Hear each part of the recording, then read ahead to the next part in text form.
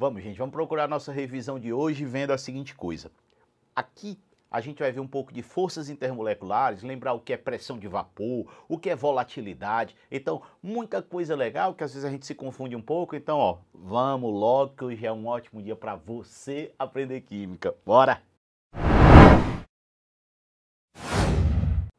Uma lagarta, ao comer as folhas do milho, induz no vegetal a produção de óleos voláteis. Gente, quando você ouve esse termo volátil, volátil é uma substância que apresenta baixo ponto de ebulição. Se eu tenho baixo ponto de ebulição, quer dizer que eu escapo fácil para a fase gasosa. Eu vou dizer uma coisa para vocês que eu adoro quando eu estou assim numa aula presencial e eu pergunto, o que é volátil? Muita gente sabe o que é, mas não sabe falar, não sabe verbalizar aquilo. E você começa a ver as mímicas, o pessoal assim, ó. Então, volátil, ó, você vai. Isso aí é ser volátil. Então, é passar fácil para a fase gasosa. Ter um baixo ponto de ebulição. Se eu tenho um baixo ponto de ebulição, quer dizer que as moléculas elas se separam com facilidade. E qual é a coisa importante para que uma molécula se separe com facilidade? Se ela vai se separar com facilidade é porque a atração é fraca. Então eu vou ter fracas interações intermoleculares que me garantem uma alta volatilidade, um baixo ponto de ebulição. Outra coisa bacana, quando uma coisa é volátil, ela vai passar muito para a fase de vapor, então eu vou ter muito vapor. Então eu posso dizer que quando eu tenho uma substância volátil, eu tenho uma alta pressão máxima de vapor. Engraçado que o termo pressão máxima de vapor às vezes causa assim meu desespero, meu pânico. Gente, pressão máxima de vapor é a pressão feita pelo vapor. Se eu tenho muito vapor, essa pressão é alta. Se eu tenho muito, alta pressão. Se eu tenho pouco vapor, essa pressão ela é baixa. Então não precisa fugir do que o termo significa. O pessoal fica viajando aí, sei lá, nas definições. Vamos simplificar a nossa vida, né? Já anda tão complicado em tantos aspectos. Então, ele fala de óleos voláteis cujas estruturas estão mostradas a seguir. Quando vocês correm os olhos e olham para essas estruturas, o que é que chama a atenção, o que é que elas têm em comum? Todas são hidrocarbonetos. Todas são constituídas apenas de carbono e hidrogênio. Gente, os hidrocarbonetos, bateu o olho, é hidrocarboneto, é apolar. Se é apolar, as atrações são fracas. Então, todos os hidrocarbonetos, eles são apolares. Então, quando o cara diz a volatilidade desses óleos é decorrência do ou da, vamos analisar os itens. O que é que cada item quer dizer? A resposta você já sabe. Letra A, elevado caráter covalente. Gente, elevado caráter covalente é quando eu tenho um compartilhamento perfeito entre os elétrons dentro da molécula e não entre duas moléculas. Volatilidade é decorrência da atração entre moléculas e não dentro da molécula.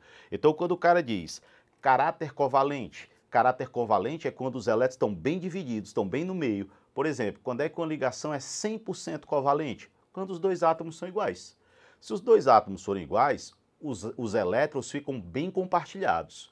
Agora, quando eu tenho átomos diferentes, um cloro e um hidrogênio, o cloro vai puxar mais os elétrons, então já não é o caráter 100% covalente, porque esse cloro já está puxando um pouco, né? Já está desviando ali do meio, o compartilhamento ele já não é igual. Então, quando o cara disser para vocês, que vocês ouvirem 100% covalente, compartilhamento perfeito, átomos iguais, mas não tem nada a ver com a pergunta, porque o cara falou aqui a volatilidade, pô. Se ele falou a volatilidade, não depende dentro da molécula, depende entre moléculas, está fora.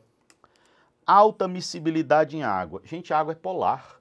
É um exemplo importantíssimo, nosso solvente universal. É uma substância polar e que dissolve outras substâncias polares. Aqui eu estou vendo hidrocarboneto, né? Se eu estou vendo hidrocarboneto, isso é apolar, está fora. Baixa estabilidade química. Gente, se a coisa é pouco estável, significa que ela vai ser reativa. Ela vai reagir, ela vai tentar virar outra coisa para ficar estável, né? A gente lembra que tudo que a gente busca é estabilidade. Tanto nós, humanos, quanto os átomos, quanto as moléculas, elas querem ser estáveis. Não é passar para a fase gasosa. Eu não passo para a fase gasosa porque eu sou estável ou instável. Estabilidade tem a ver com poder de reagir. Então, se o cara diz baixa estabilidade química, quer dizer que vai ser super reativo, vai reagir fácil, mas não que vai passar para a fase gasosa, né? Fase gasosa é porque as moléculas se atraem pouco e vão embora. Letra D, grande superfície de contato. Poxa, se eu tiver uma grande superfície de contato, eu tenho uma grande possibilidade de atrair a outra molécula. Então, aumento de superfície de contato é aumento de atração. E se eu aumentar a atração, eu fico menos volátil. Então, quando a gente pensar, espécies que têm uma superfície de contato grande se atraem muito. E se atrai muito, não vai ser volátil, vai ser fixa, né? Que é o antônimo de volátil.